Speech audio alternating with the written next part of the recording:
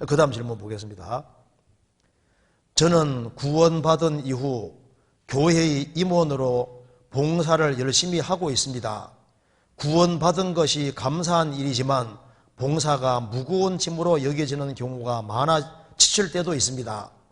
제 육신적인 생각이 깎여야 한다고 생각하지만 그것이 너무 부담이 되기도 합니다. 구원받으면 율법에서 자유함을 얻은 것이라고 알고 있는데 꼭 율법에 매여 강박적으로 살고 있는 것 같습니다. 이런 마음이 들 때 어떻게 하는 것이 좋을까요? 이것도 좀 좋은 질문이죠. 오늘은 좋은 질문만 있는 것 같아요. 그래서 여기 이제 저는 구원받은 이후 교회 임원으로 봉사를 열심히 하고 있습니다. 구원받고 시간이 지나면 신앙의 분량에 따라서 봉사일을 하는 것이 필요합니다. 그리스도인이 시간이 지나가면서 놀고 있다는 것은 합당하지 않지 않습니까? 그래서 구원받은 것이 감사한 일이지만 봉사가 무거운 짐으로 여겨지는 경우가 많아 지칠 때도 있습니다. 제 육신적인 생각이 깎여야 한다고 생각하지만 그것이 부담이 되기도 합니다. 이렇게 질문했습니다. 여기 제 육신적인 생각이 깎여야 한다고 생각되지만, 그렇죠? 답을 잘 하시네요. 육신적인 생각이 깎여야 되는 게 맞죠. 우리가 이제 구원받고 신앙생활할 때 육신의 생각하고 영의 생각, 주님의 죄는 주는 생각과 인간적인 생각이 막 교차하지 않습니까? 그때 합당하지 않은 생각이 올라오면 과감하게 다 꺾을 필요가 있습니다. 레위기 2장 보면 번제 드릴 때, 비둘기로 번제 드릴 때 어떻게 하라고요? 목을 비틀어서 딱 꺾으라고 되어 있잖아요. 우리 신앙생활에 여기 자기 생각이 문제되는 경우가 많습니다. 자기 생각이. 성경 한번 찾아봅시다. 고린도후서 10장 찾아봅시다. 10장 4절입니다.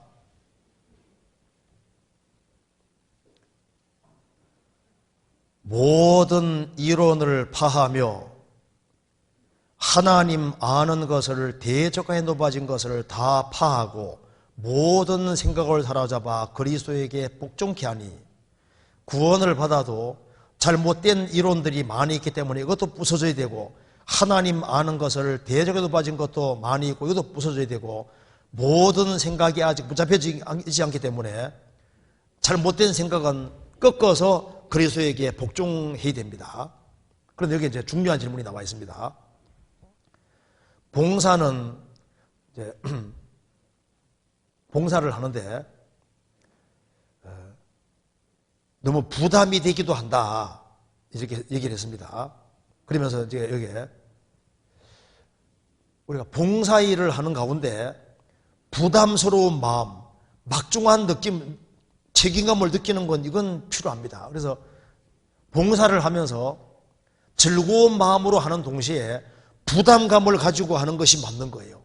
책임감을 느끼고 해야 되는 것이 맞습니다. 왜냐하면 이것은 영혼에 관계되는 것이기 때문에 부담감을 가지고 큰 책임감을 가지고 해야 되는 것이 맞는 겁니다. 그래서 하나님이 이 일을 시킬 때도 아무 사람에게 안 시킵니다. 이게 너무나도 중요한 일이기 때문에 책임감이 있는 사람, 그런 사람에게 일을 시키고 이게 무거운 부담감을 가지고 있어야 되는 것이 맞는 거예요. 그런데 여기 질문이 구원을 받으면 율법에서 자유함을 얻은 것이라고 알고 있는데 꼭 율법에 매여 강박적으로 살고 있는 것 같습니다. 근데 이건 이제 잘못된 생각입니다. 왜냐하면요, 구원을 받을 때 율법에서 해방되지만은 구원받은 즉시 그리스도의 법 아래 들어가 있습니다. 그러니까 새로운 법에 매여 있어 강박적으로 살고 있습니다. 강박적인 것보다 더한 것도 좋은 겁니다. 아세요? 구원받을 때 율법에서 해방됐지만은 해방되는 순간에 그리스도의 법 아래에 들어갔습니다. 그렇잖아요. 성경 한번 봅시다. 고린도전서 10장 보세요. 9장 봅시다. 9장 20절에 보시겠습니다.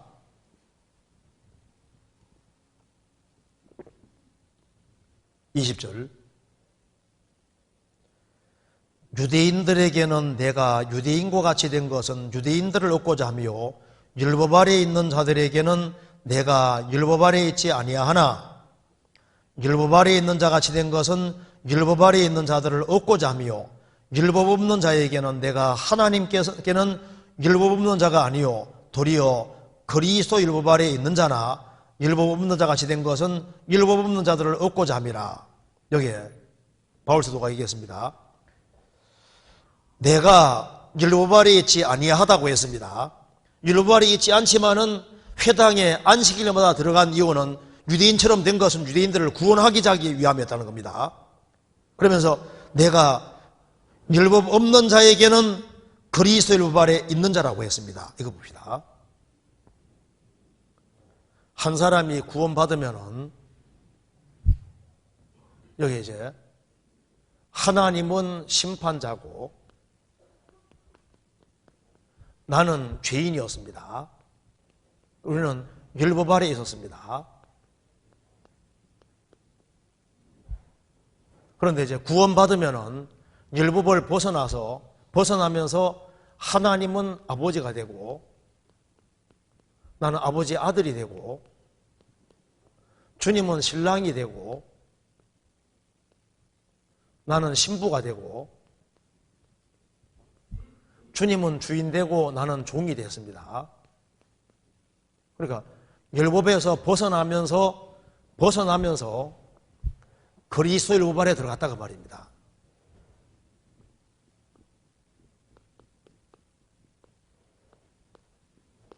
율법 아래에 들어왔고 이 그리스도 율법을 자세하게 설명하는 것이 뭡니까? 이게 바로 서신서입니다. 바울 서신서예요. 그래서 율법 벗어나서 그리스도의 법 아래 새로운 법 아래에 들어갔기 때문에 신앙생활은 동거입니다. 같이 살아. 그리스도께서 우리를 위하여 죽어서 우리로 하여금 깨든지 자든지 자기와 함께 살게 하려 하셨느니라. 이제 신앙생활은 아버지와 아들이 같이 살아가는 겁니다. 그래서 아버지, 아들, 신랑, 신부, 종 관계인데 이 사람 자체가 문제가 아니라 하나님 말씀을 어길 때가 문제가 되는 겁니다. 이제 새로운 관계 속에 들어갔기 때문에 율법은 벗어났지만은 그리스도의 법 아래에 들어갔기 때문에 아버지가 아들에게 이거 하라 저거 하라 이건 하지 말고 이거 하라 그 자연스러운 거잖아요. 그래서 이게 구원받은 사람은 죄와 심판에서 해방이 된 것이지 새로운 법 아래에 들어갔기 때문에 여기 꼭 율법에 매여서 강박적으로 살고 있는 것 같습니다. 이건 꼭 해야 되는데 그게 강박적인 게 당연한 거예요. 아버지가 명령한 게 있으면 그대로 하려고 하는 것이 그게 당연한 겁니다. 아버지가 이것은 안 되는 거대, 이건 꼭 해야 되는 거대 이렇게 말하면요 그걸 항상 명심하고 강박적으로 안 잊으려고 하고 이런 마음 들 때 이게 잘하는 거예요. 이런 마음이 들 때 어떻게 하는 게 좋을까요? 원래 들어야 정상인 겁니다. 저도 지금 여기 소원교회 있지만요 저도 주님 앞에 가면은 제발 책망만 안 받았으면 좋겠습니다. 제가 무슨 상 받는다고 생각하는 게 아니고요. 이게 너무나도 이게 쉬운 일이 아니고 부담스러운 일이기 때문에 상은 고사하고 주님 앞에 아주 혼만 안 나면 좋겠다 이런 마음도 있거든요. 그리고 이건 이제 목회하는 게 쉬운 게 아닙니다. 이게 장난도 아니고 이거는 심각한 거거든요. 영원한 운명이 왔다 갔다 하는 건데 이게 얼마나 중요한 겁니까? 그리고 매번 부담감을 가져야지 맞는 거예요. 그리고 내게 맡겨진 일이 있으면은 이걸 잘못하면 혼날 거다 이런 생각 가지고 사는 것도 좋은 겁니다. 성경 한번 찾아봅시다. 야고보서 2장 보세요. 2장 12절입니다.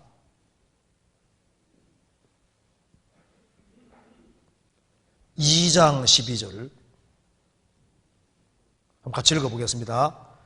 너희는 자유의 율법대로 심판을 받을 자처럼 말도 하고 행하기도 하라. 너희는 자유의 율법대로 심판받을 자인 것처럼 자처럼 말도 하고 행하기도 하라. 우리에게는 영원한 심판은 끝이 났지만은 그래도 심판받을 사람인 것처럼 그렇게 말도 하고 행동도 하고 조심하라 그 말입니다. 성경 베드로전서 1장 보시겠습니다. 1장 17절.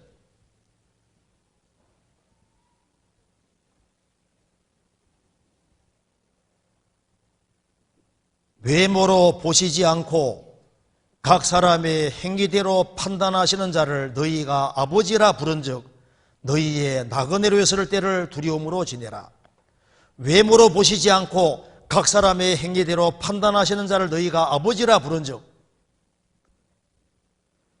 너희의 나그네로 있을 때 이 금세를 살아가면서 두려움으로 조심스럽게 지내라 그 말입니다. 그리스도인으로서 생을 살아가면서 무조건 조심해 살아가는 것이 그게 상책입니다. 우리는 주님 앞에 서야 될 사람이거든요. 그리고 우리의 칭찬은 주님께 있는 겁니다. 주님이 칭찬해 주면 인생 성공한 거고 주님께 칭찬받지 못하면 그 인생 실패인 거예요.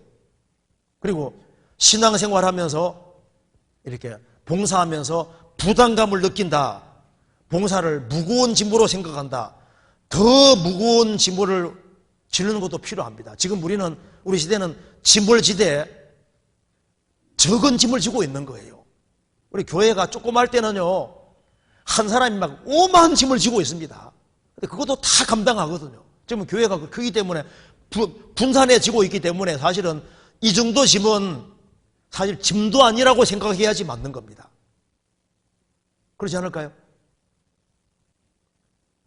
내가 이 정도 짐을 못 지면은 내가 정말 구원받은 사람으로 합동할까 다시 한번 생각할 필요가 있습니다.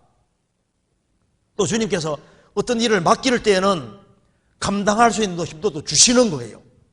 그리고 우리 시대는 사실 과거 어떤 시대보다 훨씬 더 많은 일을 해야 될 시대입니다. 왜냐하면 주님의 재림의 징조를 다 보는 시대고 이뤄진 영혼들이 정말 많은 시대인데 우리가 지금보다 더 분발하지 아니하면은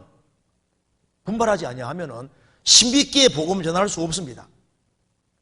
정말 부담된다고 말할 수 있는 사람은 썸머나 교회거든요. 요한계시록 2장에 썸머나 성도들은 환난과 궁핍이 있습니다. 환난이 있는 것도 힘든데 때거리도 없는 거예요. 또 장차받을 환난이 있는데도 불구하고 주님께서 뭐라 하셨습니까? 내가 죽도록 충성하라. 너무 과한 것이 아닐까요? 환난이 있고 궁핍이 있고 때거리도 없고 그리고 장차받을 환난이 또 있지만은 그래도 죽도록 충성하라. 그리하면 생명의 멸류관을 내게 주리라. 우리 시대에 정말 비장한 각오를 갖고 살아야 됩니다. 근데 문제는 마음이 많이 풀려 있는 거예요. 누가복음 12장 보시겠습니다.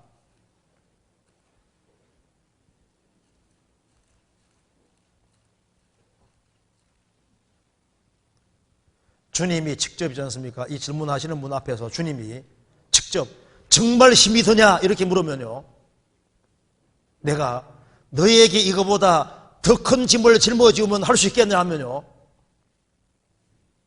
할 수 있고 말고요, 보통 이렇게 말할 겁니다. 또 주님이 영광을 보여주시면서 이거 질 수 있냐 하면요, 더한 것도 해야죠 이렇게 말할 거 아니에요. 정신을 바짝 차려야 됩니다. 보통 이런 질문이 사실은 잘 생각해보면 육신적인 거예요.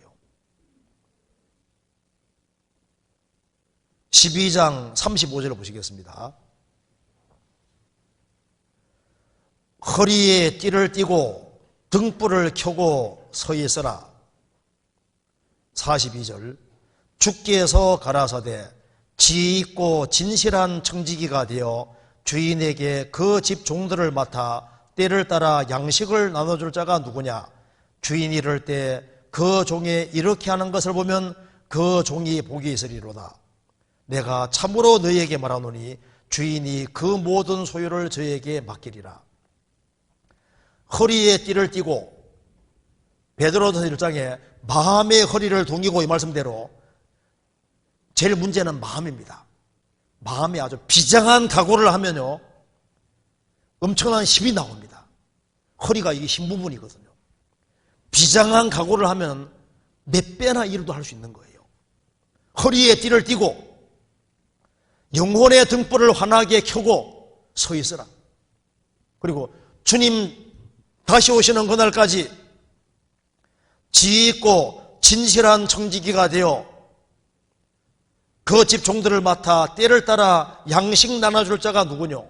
우리의 도움을 필요로 하는 사람이 얼마나 많이 있는데요. 우리 시대에 봉사하는 사람도 숫자가 많은 것이 필요한 게 아니라 기도원의 300용사처럼요, 비장한 각오를 하는 300명이 필요한 거예요. 교회는 숫자가 많아 되어지는 게 아닙니다. 주님께 바쳐진 사람들이 필요한 거예요. 봉사하는 것에 대해서 나는 봉사가 너무 과하다. 주님이 진짜 과하면요, 또 주님이 또 사람도 붙여주시고, 또 주님께서 또 일을 하기 싫은 사람은요, 또 주님이 또 뺏어서 또 다른 사람에게 주기도 하고, 합당하지 아니하면요 또 뺏깁니다. 그러니까 유다 대신에 마띠아가 들어갔잖아요.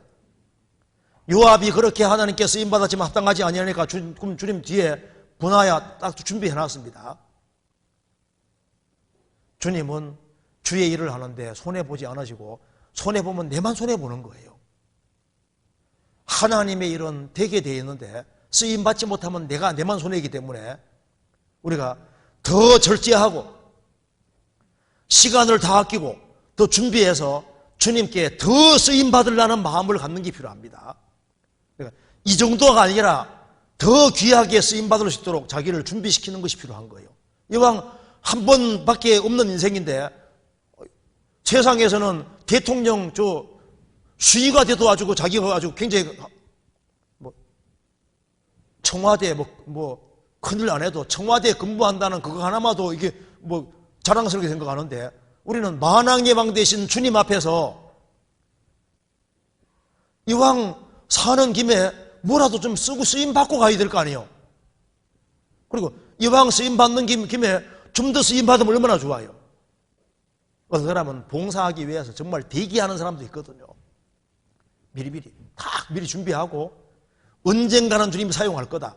어떤 전도인은 부르심 받을 때 보면요, 세상에 얼마나 준비를 많이 해놨는지, 혹시 나를 부를지도 모른다. 미리 준비를 다 해놨어요. 나중에 보면요, 준비 다 돼 있거든. 그러니까 주님이 어쩌면 그렇게 주님 잘 아시고 부르시는지요. 주님은 다 아시는 거예요.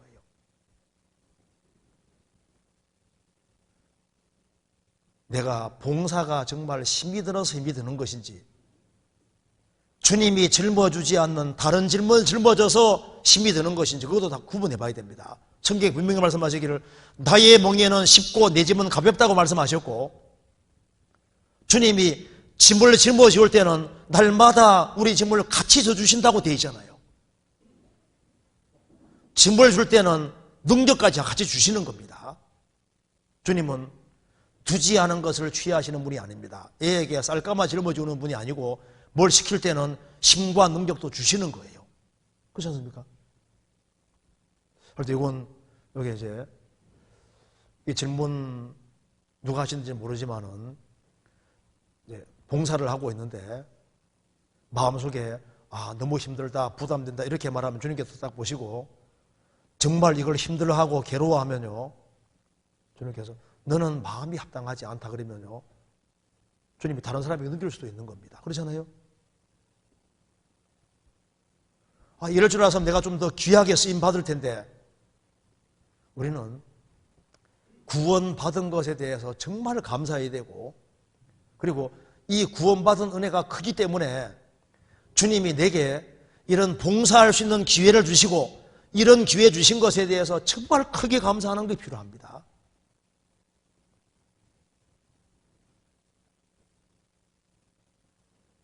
왜냐하면 세상에서 영혼과 관계되는 일만큼 큰 일은 지구상에 없는 거예요.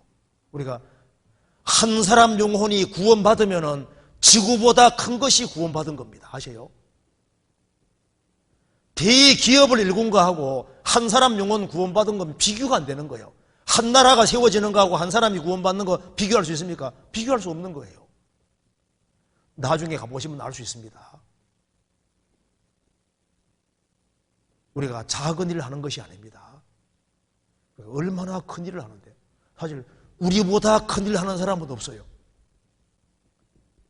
그래서 내가 하고 있는 일이 아주 중요한 일이고 이것은 내가 하는 일은 하나님 일이다. 그 확신이 필요합니다. 그렇기 때문에 이게 얼마나 중요한 일이면 주님께서 죽도록 충성하라고 하셨을까요?